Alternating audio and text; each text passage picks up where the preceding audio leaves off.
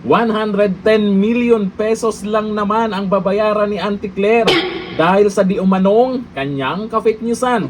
Kinasuhan ni Congressman Libiste at eto, lamang si Congressman dito. Kasi naman itong si Auntie Claire, kahit sa vlog niya kung ano yung mga pinagyayaw-yaw niya.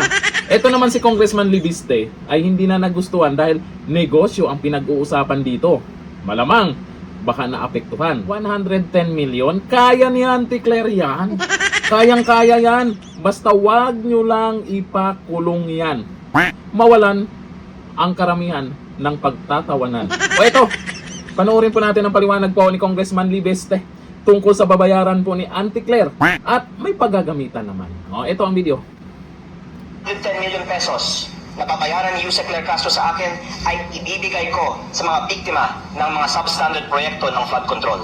Okay. Kaya umaasa ko, wag nang magsinungaling si Yusek Claire Castro, aminin nilang niya ang katotohanan, magbayad siya ng multa ng 110 million pesos at ipamamahagi ko po ito sa mga biktima ng mga substandard flood control projects. Yung 110 million pesos, Narinig mo yan, Auntie Claire? Resulta na. Resulta na sa pinagyayaw-yaw nyo dyan. Pero yung nagsalita si Auntie Claire, parang meron siyang gustong tumbukin. Hindi man niya nabanggit kung sino man yung sinasabi niyang nasa likod daw.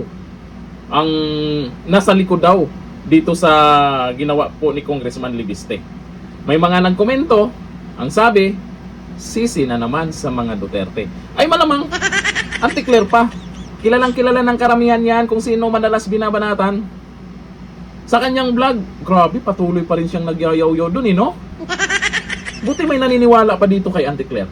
Ako naman, isa din po ako sa bumilib dito sa kanya. Magaling na attorney yan. Si Auntie Claire, nagbablog na yan noon pa. Bumabanat nga kay Dunyor yan. At yung mga banat niya, may basihan. May nakikita sa video, may basihan talaga.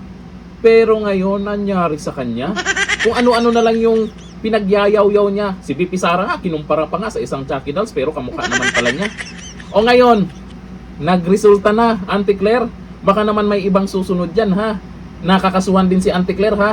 Kung meron na namang ipapakalat na fake news di umano. Kasi ang sabi ni Congressman Libiste ay hindi naman daw totoo itong mga lumabas sa bunganga mismo ni Auntie Claire. Pero magkaalaman naman yan kung ano po yung totoo talaga. At least, ito na po yung ginawang aksyon po ni Congressman Libiste.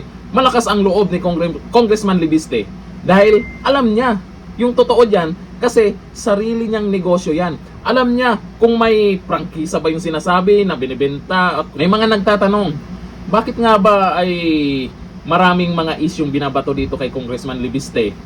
Kung baga malayo na doon sa inilabas niyang Cabral Files. Di kaya dahil may mga nabanggit dyan ng mga pangalan? Mga mabibigat na pangalan, mga mastermind, di umano yan. Kaya may lumabas, kung fake news man talaga yan ha, paninira lang kay Congressman Libiste yan. Kung mapatunayan. Kasi sa totoo lang, hindi lang si Auntie Claire ang nagsasabi niyan. Merong isa dyan. Tulo laway pa nga daw yun, di ba? Oo, tumulo pa ang laway daw, pasintabi sa mga kumakain ha. Oo, habang nagkukwento tungkol dyan, gumanon pa. Sino ba yun? Napanood nyo ba ang video yon? Naku, wag na lang siguro kasi baka pag kumakain kayo or kakain kayo, mawalan kayo ng gana. Kasi doon sa tumulo na yun ay mukhang may nahalo pa. Oo, hindi lang si Auntie Claire ang nagsabi niyan. Pero siguro, si Auntie Claire ang kinasuhan. Di lang natin alam. Baka si Auntie Claire yung unang nagsabi niyan. Kasi siyempre, kung sino po yung una na nagpakalat po sa issue na yan tungkol sa prangkesa po ng negosyo ni Congressman Libiste. Eh bakit hindi na lang talagang imbestigahan nila yung mga inilabas na Cabral Files? Sasabihin nila ay listahan lang yan, ay wala yan. Eh bakit mukhang sa tingin nyo gaganyanin ba si Congressman Libiste kung nananahimik siya? Paano? Kahit kinasuhan siya ni Congressman Libiste, ayaw pa rin ni Congressman na makulong siya. O ayaw daw ni Congressman Libiste na makulong si Auntie Claire. At natutuwa din naman kami. Natutuwa din po ako dahil inaabangan po natin na lumabas sa media si Auntie Claire. Sa isang araw, pag lumabas yan, maraming napapatawa dyan.